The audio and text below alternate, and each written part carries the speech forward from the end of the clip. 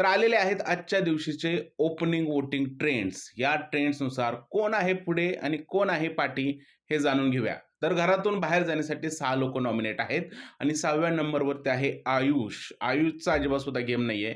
आयुषने असा चेहरा केलेला आहे, जसं की त्याला या घरामध्ये राहायचंच नाहीये.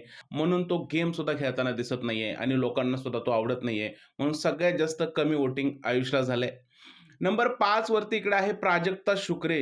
निंबोनीच्या झाडामागे चंद्र झोपला गं बाई. ह्या गाणं म्हणणाऱ्या प्राजक्ता शुक्रे लिंबोनीच्या दारामागे लपलेल्या आहेत. कारण त्यांना वोटिंग होत नाहीये. त्या नंबर 5 वरती आहे. आणि सगळ्यात महत्त्वाचं म्हणजे आयुष आणि प्राजक्तामध्ये वोटिंगचं अंतर खूप जास्त कमी आहे. कधी आयुष प्राजक्ताला क्रॉस करू शकतो. आता बघूया या दोघांमध्ये कोण जिंकतंय ते.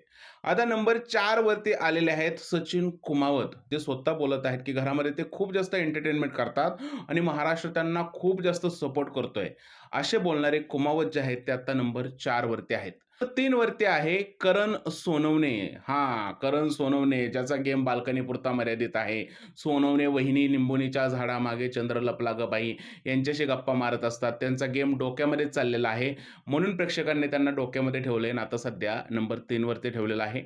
नंबर 2 वरती आहे कालू डॉन अर्थातच प्रभू शेळके. प्रभू शेळकेला सपोर्ट होताना दिसत आहे. तन्वी बरोबरचा प्रभूचा गेम लोकांना आवडताना दिसतोय.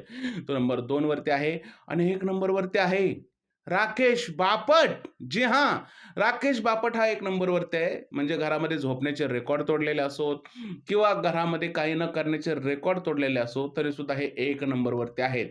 पण येणाऱ्या काळामध्ये वोटिंगमध्ये अजून जास्त बदल होणार आहेत. सध्या तरी हेच आहेत ओपनिंग वोटिंग ट्रेंड्स. 1 नंबरवरती आहे राकेश बापट, तर शेवटच्या नंबरवरती आहे आयुष संजीव. तुमचं काय म्हणणं आहे या वोटिंग ट्रेंड्सबद्दल आणि कोण जाईल घरातून बाहेर?